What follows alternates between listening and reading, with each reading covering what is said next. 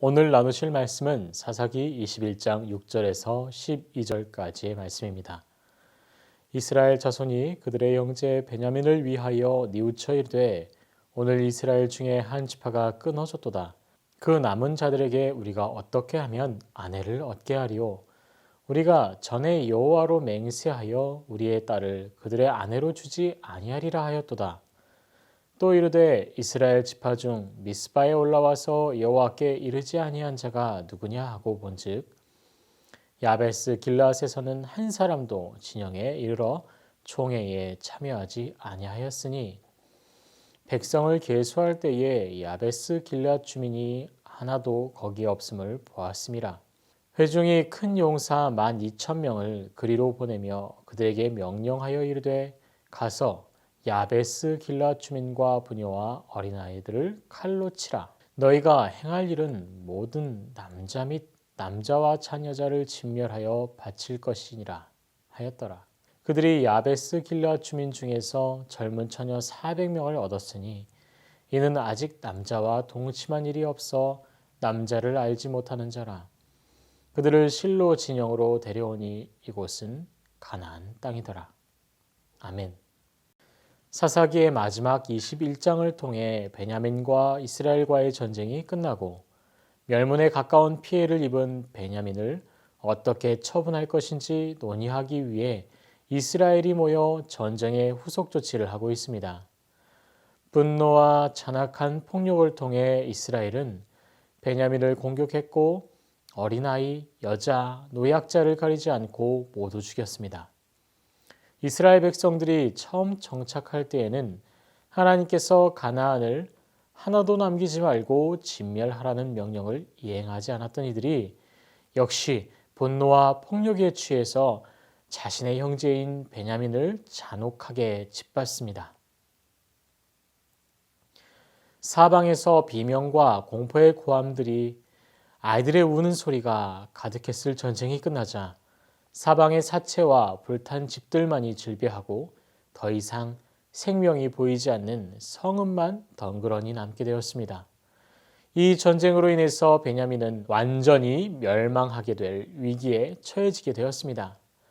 이스라엘이 미스바에 모여 자신들이 저지른 이 황당한 전쟁을 정리하면서 모든 이스라엘 총회 앞에서 자신들의 딸을 베냐민에게 시집 보내지 않을 것이라 맹세합니다.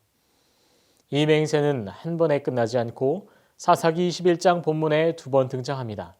이러한 서원의 기록은 2번 언급된다는 것은 절대적인 서원이라는 것이죠. 목숨을 걸고 절대로 하지 않을 것이라고 선포하는 겁니다. 당장 하나님 앞에서 저지른 이 참극에 대해서 사죄하고 싶으나 아직 분이 풀리지 않은 이스라엘은 하나님의 법보다 우선 자신들의 마음을 따라 끝까지 베냐민을 진심을 다해 품어주기 싫어합니다. 이러한 행동이 설명된 것이 자신들의 딸을 베냐민에게 주지 않는 것입니다. 본래 베냐민을 치는 것에 대해서 하나님께서는 흔쾌하게 허락하지 않으셨습니다. 베냐민을 완전히 끝장내라고 말씀한 것이 아닙니다. 그럼에도 이스라엘 백성들은 베냐민을 멸망에 이르게 합니다. 미스바에 오르는 이스라엘 백성들은 베냐민과의 전쟁을 치르는 동안 전쟁에서 어려움을 당하게 되면 원망을 하며 미스바에 모여 울부짖었습니다. 오늘 본문의 21장 전반부에 이스라엘이 미스바로 올라와 울기 시작한 것은 전쟁이 끝난 이후 후회와 회개의 눈물이 아니라 그저 전쟁으로 자신들이 겪은 피해와 흘린 피해에 대한 원망의 눈물이었습니다. 여전히 이스라엘 백성들은 끝까지 베냐민에 대한 분을 멈추지 않고 그 분노를 길르앗 야베스 사람들에게 돌리고 베냐민에게 행한 것처럼 길르앗 야베스를 초토화시키고 베냐민에 남아있는 생존자 남성 400명을 위해 처녀 400명을 베냐민에게 돌립니다. 자신의 동족의 한 지파가 사라질 위기에 처해 있음에도 자신들과 피를 섞지 않으려는 고집과 강팍한 마음, 그리고 이스라엘의 형제인 베냐민에게 길르앗 야베스의 여성들을 돌리고 그 자손을 보존하도록 한다는 것이 혈통을 끊는 것보다 더 잔인하고 악독한 행동이었습니다.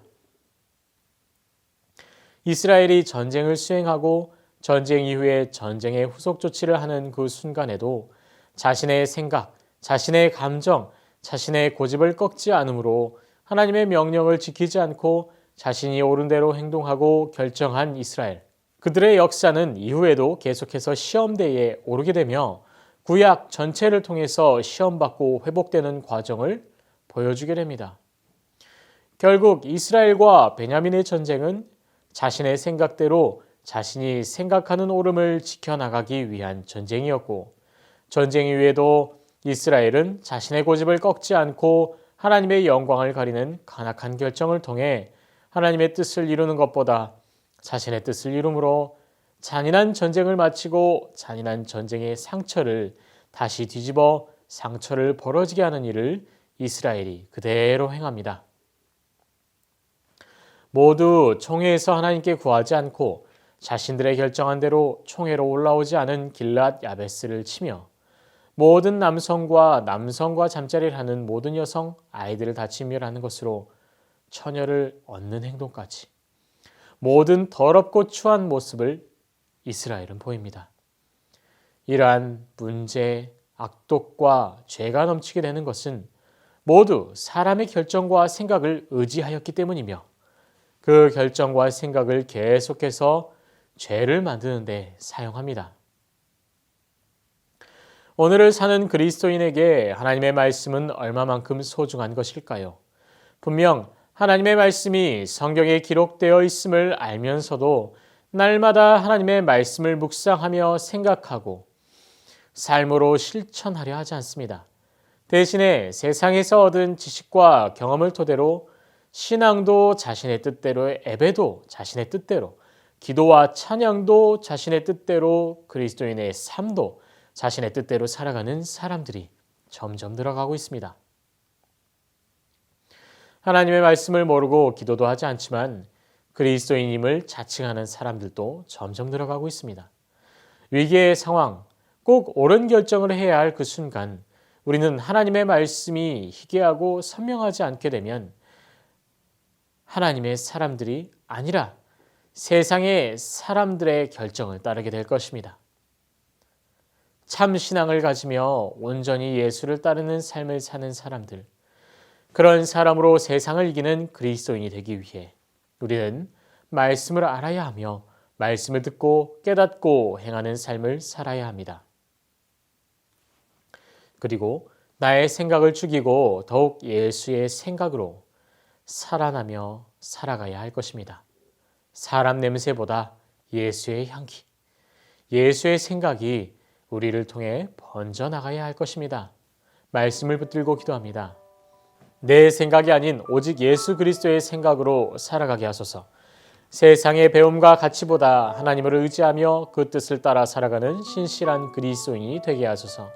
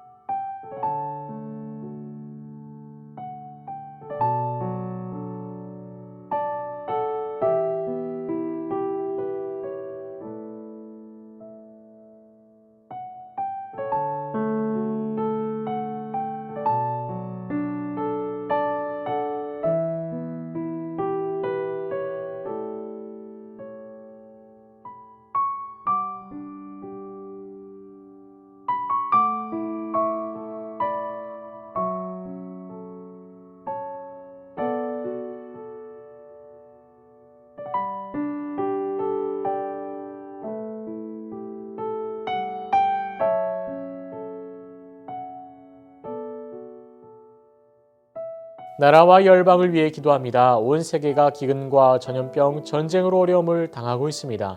하나님, 이러한 고통에 처한 우리의 이웃들을 돌봐 주시고 은혜를 허락하여 주시옵소서.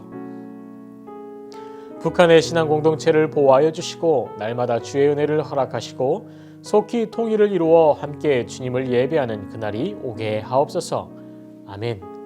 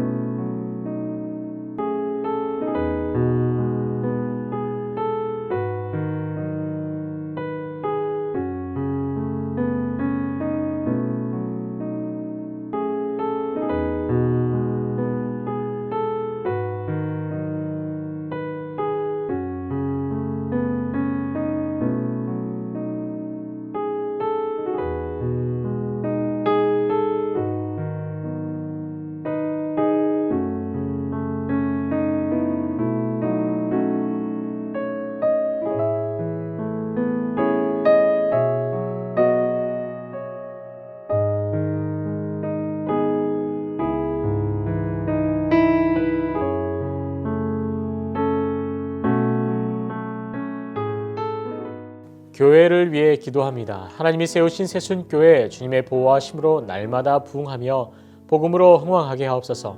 지역사회의 본이 되며 지역을 변화시키는 교회 되게 하시고 코로나의 위협으로부터 보호하여 주시옵소서.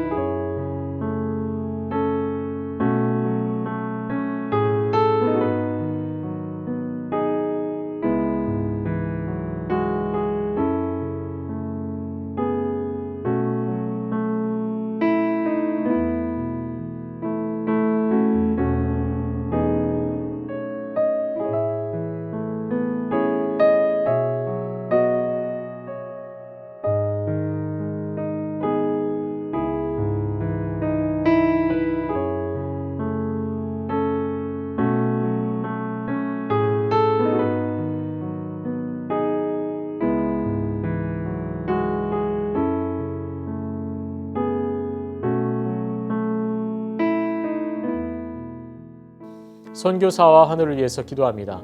월요일은 캄보디아 조학현 정승원 선교사님의 사역을 위해 기도합니다. 12월 끄돌 가정교회와 드림센터 아웃리치 마을들의 성탄 행사를 통해 새로운 이웃들과 학생들에게 성탄의 복음이 증거되는 기회가 되도록 하옵소서. 새 사역 계획을 세워가는데 지혜를 주시고 주님이 하시고자 하는 일들에만 집중하는 분별력을 주시옵소서. 아멘.